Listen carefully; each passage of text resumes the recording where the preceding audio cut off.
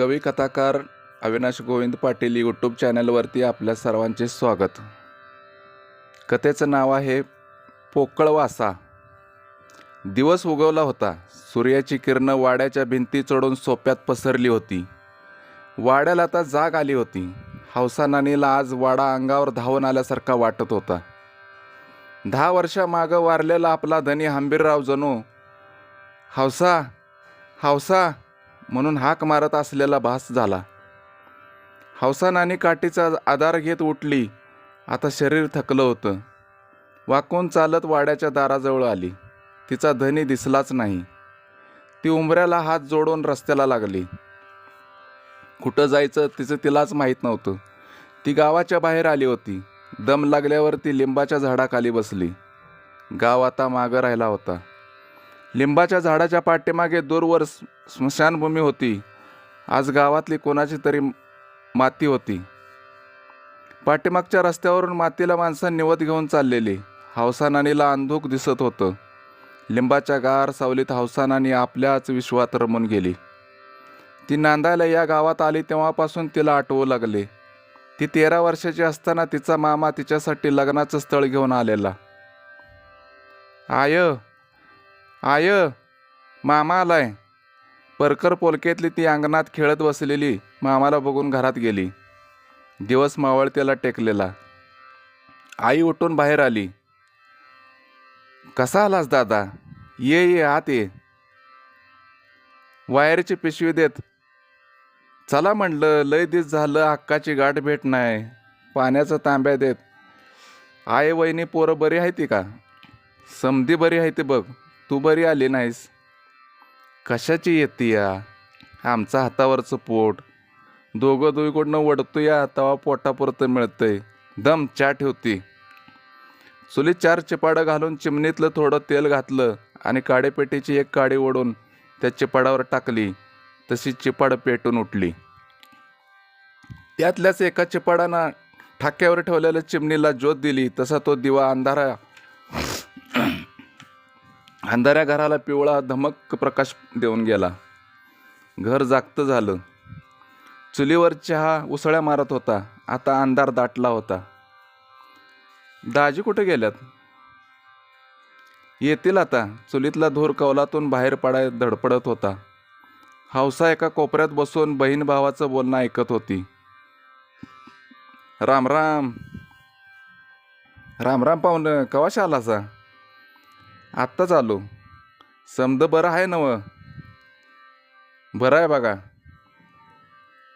चहा आता कबशीत आला होता. सगळ्यांनी चहा घेतला. तोपर्यंत संपा हौसाचा भाऊ गावातून घराकडे आला. तो हौसापेक्षा 2 वर्षांनी लहान. मामा बरा आहे का? संपा म्हणाला. अरे किती वेळ? कुठं गेला होतास? खेळायला. कितवीला आहेस? 6वीला आहे. हौसा बाहेर ये ग. तशा मायाले की अंगणात गेल्या. हातातलं 3 रुपये देत. हा बघ, ही पातेलं घे. सुंदा काकूला म्हणा मामा आल्यात. 6 अंडी द्या. 8 आण्याला 1 आहे बघ. आबदारी घेऊन ये. अंधारातून वाट काढत हौसा सुंदा काकूच्या घराकडे वळली. दाजी, यायचं कारण म्हणजे आपल्या हौसाला स्थळ घेऊन आलोय. बरं झालं. नाहीतर मी टपाल पाठवणार होतो. कोणच्या गावचं आहे? आमच्याच गावचं आहे. 12 एकर रान आहे. वाडा आहे. कोणाचं र दादा? अक्का विठ्ठू देशमुखाचा हंबीरराव. घरात 2च माया लेकर आहे ती. होय, पण आम्हाला ती झेपायचं का? आमचं हातावरचं पोट. दाजी, त्याची काळजी करू नकासा. मी आहे की. कमी जास्तीला तुम्ही नुसतं 4 गाड्या वराड आणा. तसं कसं? काहीतरी रीतिरिवाजाने केलं पाहिजे की. त्याला मी आहे की. बर, तुम्ही म्हणताय तसं. तोपर्यंत पातेल्यातनं हौसा अंडी घेऊन आली. हौसाला लग्नाची काही कल्पना नव्हती. जेवण झाल्यावर गाव गाढ झोपेत गेलं. येरवाळे उठून हौसाच्या आईने स्वयंपाकाला घातले. 7-8 चपात्या, तुरीच्या डाळीची उसळ माहेर द्यायसाठी बाजूला काढून ठेवली. जेवण करून मेवणे दाजी जांभूळगावला जायला निघाले. अक्का येऊ का? सावकाश जावा, ही एवढं ठेव पिशवीत. त्यासनी पाठवून दे सांच्या परापर्यंत. चपातीचं गटोळं पिशवीत ठेवत म्हणाली. समद व्यवस्थित बघून बोलून या, राहू नकासा. होय होय. संपतच्या हातावर 5 रुपयाची नोट देत, संपत, शाळा शिक, हौसा चालू का? हां. दोघं रस्त्याला लागली. आय, ठेव पैसे. 5 रुपयाची नोट आईकडे देत संपत गेला शाळेला. हौसाची 2 वर्ष झाली शाळा सुटली होती. आय, अण्णा का गेल्यात मामा संग? हौसा म्हणाली. गेल्यात सासरवाडीला. मामा म्हणलं चला दाजी, गेलं. बर. बघ, मी जाते कामाला, घरातलं सगळं आवरून घे. हौसाच्या गालावरून हात फिरवत आई डोळ्यातलं पाणी तिच्यापासून लपवत कामाला गेली. हौसा घर कामाला लागली. दिवस मावळून अंधार पडला होता. घरातल्या चुली धुराला अंधारात वाट काढून देत होत्या. जांभूळ गावावरून हौसाचं लग्न ठरवून नुसतंच आलं होतं. संपत दिव्याच्या उजेडात पुस्तक वाचत बसलेला. हौसा आईला मदत करत होती. आलासा, हातपाय धुवा, चहा ठेवती. अण्णा तोंडावरून पाण्याचा हात फिरवून आत येऊन भिंतीला पाठ टेकून बसलं. चालून चालून पायाला गोळं आलेलं. चहाचा घोट पोटात उतरल्यावर जरा तरतरी आली. आई बरी आहे का? ठणठणीत आहे, म्हणत होती का आली नाहीस म्हणून. समधी बरी आहे ती. बर, ज्या कामासाठी गेला होता. अगं थांब, सांगतो. बोलणं करूनच आलोय. मला पसंत आहे. आपली हौसा आता वाड्यात राहील बघ. नशीब काढलं पोरीनं. बोलता बोलता टचकन डोळ्यात पाणी आलं. अण्णाचं डोळं भरून आलं. आई कुठल्या वाड्यात ग? अगं तुझं लगीन ठरवून आल्यात. आता वाड्यात जाशील नांदायला. हौसाला काय सुचना. अक्काचं लगीन? संपत हौसाजवळ जात म्हणाला. घरात आनंदाचं भरतं आलं. धर, साखऱ्या खा. हौसाच्या तोंडात बचकभर साखर घातली. तोंडात साखर गोळत हौसा तो वाडा शोधत राहिली. द्याय घ्यायचं काय? काय नाही, 4 गाड्या वराड घेऊन या, बाकीचं आमचं आम्ही बघतो म्हणलं.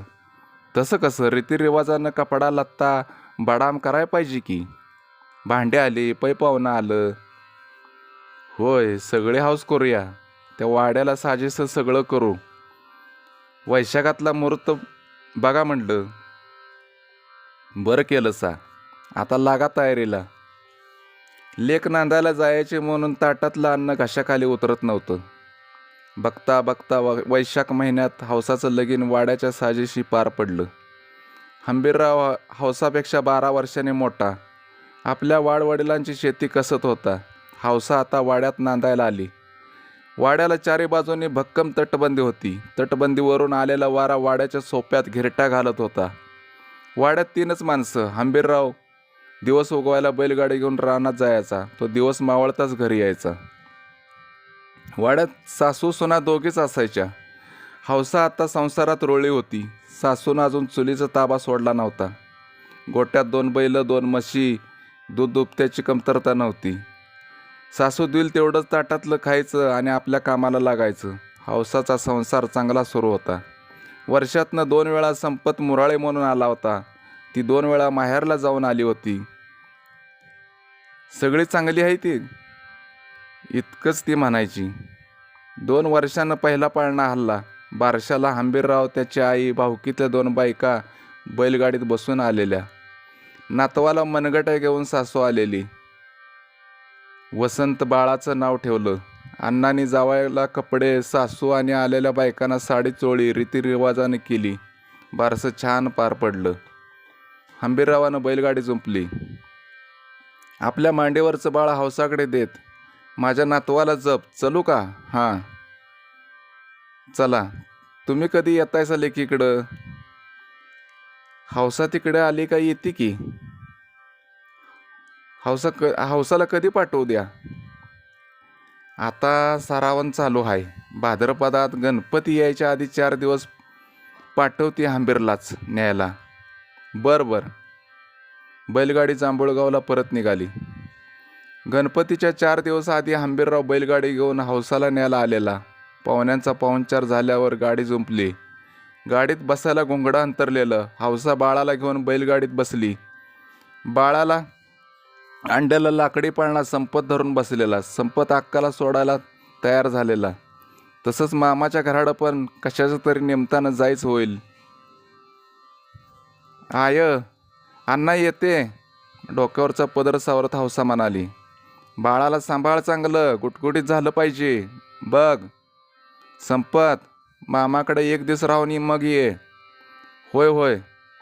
बैलाचं कासरं ढिलं पडताच बैल चालायला लागली.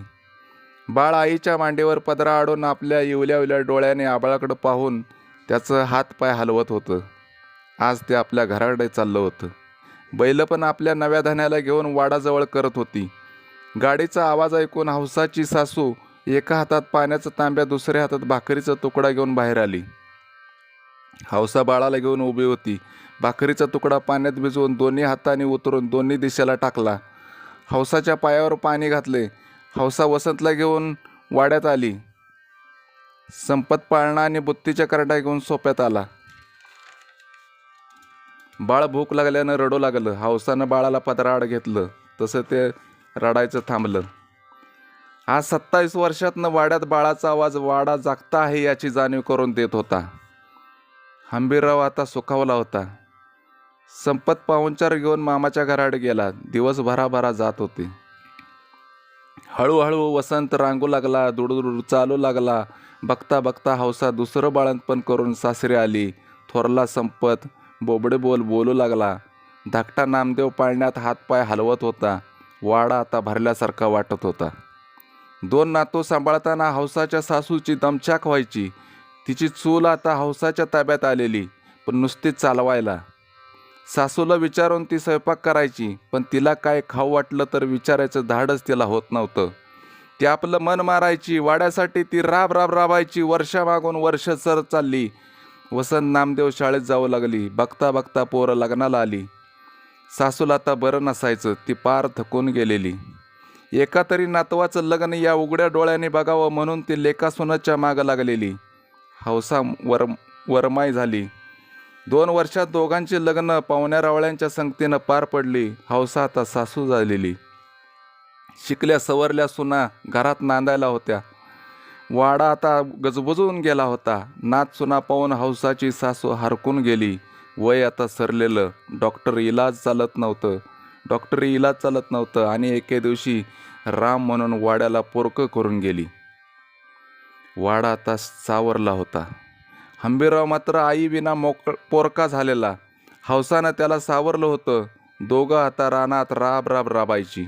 शिकलेल्या सुनाने हौसाच्या चुलीचा ताबा घेतलेला. त्या ताटात वाढतील ती भाकर तुकडा दोघं खायची. वाड्यात सुख नांदत होतं. वसंत नामदेव आता रान बघत होती. जुनी विहीर त्याने हाताखाली घेतली. 2 परूस काम झाल्यावर विहिरीला पाणी लागलं. रान आता मळा झालं होतं. हिरवागार मळा बघून हंबीरराव हौसा सुखावून गेलेली. आपल्या कष्टाला पोरं जागली यातच समाधान होतं. दारात ट्रॅक्टर आला. फटफटी दोघांच्या 2 झाल्या. दोघी सुनांचं पोट पाणी पिकलं. 3 नाती 2 नातू. वाड्याचं आता गाव झाल्यासारखं वाटत होतं. आता वाड्याच्या भिंतीसुद्धा बोलत होत्या. दम्याच्या आजारानं हंबीरराव थकला होता. माळ्याकडं जाणं आता रोज होत नव्हतं. हौसा आता नातू सांभाळत होती. हंबीररावाला काय हवं काय नको बघत होती. आजार बळावत चालला होता. डॉक्टर झालं, वैद्य झालं, पण कसलाही गुण येत नव्हता. आणि एका रात्री घशात बडकाडकून हंबीरराव देशमुखांनी वाडा सोडला. कधी मागं सरनं म्हणणारा देव अवतारी नवरा हौसाला एकटंच मागं ठेवून निघून गेला. वाडा गहिवरला. धान्याला जाऊन 2 वर्ष होऊन गेली. हौसा नातवंडात आपलं दुःख विसरून रमून गेलेली.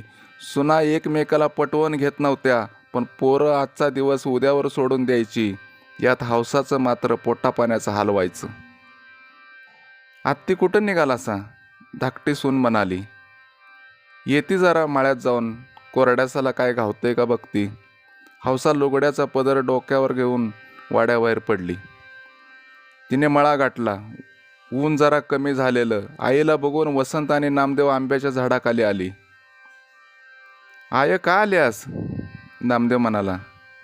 काय माळवं कोरड्यासाला गावते का बघायला आली आ? झाडाखाली बसत हौसा म्हणाली. आम्ही घेऊन आलो असतो की. वसंत म्हणाला. चांगला माळा केलायसा की. नदार हटत नाही. कोरड्यासाचं निमित्त होतं. मी तुमच्याशी बोलायला आली आ. मग वाड्यात बोलायचं नव्हतंस का?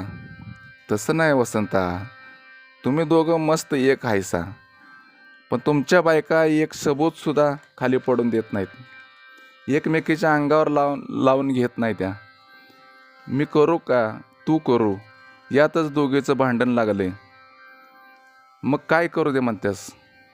हा बघ वसंता, नामदेवा, बायकांचं ऐकून तुम्हा भावात वैर याय नको. तुम्ही आपलं सौतं राहावा. हौसानं डोळ्याला पदर लावला. दोघं पण शांत झाली. त्यांना आपल्या बायकांच्या चुका लक्षात आल्या. अरे बोला की बाबानो, मी काय तुमची वैरी आहे का काय?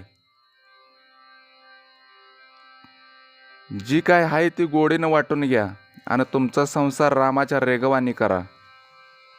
दोघांच्या पण डोळ्यातून धारा लागल्या. सगळं शिवार चिडीचुप्प झालं. तिने असतं तर माझ्यावर तुम्हाला सांगायची वेळ आली नसती. रडू नको आय, आम्ही गोडीनं सौतं राहू, पण तू माझ्याकडं राहिलं पाहिजे. नाही, आय माझ्याकडं राहील. दोघांनी आईसाठी टाहो पडला. हा बघ वसंता, 6 महिने तुझ्याकडं आणि नामदेवा 6 महिने तुझ्यापाशी राहीन. काय देचाला ते भाकर तुकडा खाईन, पण तुम्ही दोघं डोक्यात राग घालून घेऊ नकासा. माझं काय पिकलं पान कवाशी तर गळायचं. आय नको असं बोलूस. आम्ही गोडीनं सौतो राहू. तुला आम्ही वाळीत टाकणार नाही. हौसानं धाडसी निर्णय घेतला. ती डोळ्यातलं पाणी लपवत माळवं घेऊन जाती आता. दोघं एक दिलानं वाटून घ्या.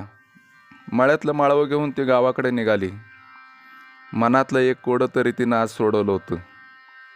4-5 दिवसात दोघा भावांनी मळा वाटून घेतला. विहीर दोघात समाई घेतली. एकाच तटबंदी वाड्यात एकाची 2 घरं सौती नांदू लागली. एका चुलीच्या 2 चुली झाल्या. वाड्यात शांती नांदू लागली. सुना आता प्रपंचाला लागल्या. घरातलं वैर आता संपलं होतं. प्रत्येक जण आपल्या मनाचा राजा झाला होता. हौसा 6 महिने थोरल्याकडं, 6 महिने धाकट्याकडं. सुना वाड्यातील त्या मुकाटानं खात होती. तिला काही खाऊ वाटतं तर ती मन मारायची. तिचा चुलीवर हक्क नव्हताच. चांगलं चुंगलं करून आपल्या नवऱ्याला पोरांना खायला घालायच्या, पण हौसाच्या ताटात सदा भाकरी आमटीच असायची. कधी टिकलाभर दूध नाही, दही ताक नाही, पण आपली लेकरं समाधानी वाटायची. यातच तिचं पोट मायेनं भरून जायचं. ती आता थकली होती. पोटाला खायचं चिन्ह सोडलं तर सगळं सुख तिच्या पायाशी लोळत होतं. वाऱ्यानं लिंबाचं झाड सळसळलं तशी ती भानावर आली. सूर्य बराच वर आलेला. पाठीमागच्या स्मशानभूमीत आता कोणी दिसत नव्हते. ती काठीचा आधार घेऊन पाय वाटेनं स्मशानभूमीकडे चालू लागली. शिवारात कोणी दिसत नव्हते. माती सारवून निवड ठेवून माणसं कधीच गेली होती. ती भर उन्हात स्मशानात आली. समोरचं दृश्य तिला विचलित करत होतं. शेणानं सारवलेलं, त्यावर दगडाची पिंड गुलालानं माखलेला, केळीच्या पानावर खायचं जिन्नस शीग लागेपर्यंत ठेवलेलं, फळे फोडून ठेवलेली. फुटक्या कपात चहा सुद्धा होता. त्यावर पक्षी, गावातली भटकी कुत्री एकमेकावर गुरगरत फडशा पाडत होती. हौसाने हात जोडले आणि बाहेर पडली. ती गावाची वाट चालू लागली. तिच्या मनात काहूर उठलेलं. माणसं अशी का वागतात? माणसं अशी का वागतात? जिवंतपणी काय आवडतं, काय खाऊ वाटतं पोटाला घालत नाहीत. जिवंतपणीच निवद म्हणून का ठेवत नाहीत? एवढं जिन्नस समोर, पण नाही. मेल्यानंतर दिखावा म्हणून कोणासाठी? का ते माती झालेलं माणूस खाईल? जिवंतपणेच त्याला त्याचा आत्मा तृप्त करा, तरच जाता जाता तो आशीर्वाद देईल. मेल्यानंतर गावाला जेवण घालून पुण्य मिळत नसतं. जिवंतपणेच ते पुण्य मिळवून द्या. हौसाभर उन्हात वाड्यात आली. आता वाडा तिला परका वाटत होता, पण तो निवद मात्र तिच्या डोळ्यापुढून हलत नव्हता. चल हौसा, शब्द कानावर आला. तशी ती राम म्हणून कोसळी, मोठं घर पोकळवासा, जगाला नुसता दिखावा, जगाला नुसता दिखावा. धन्यवाद.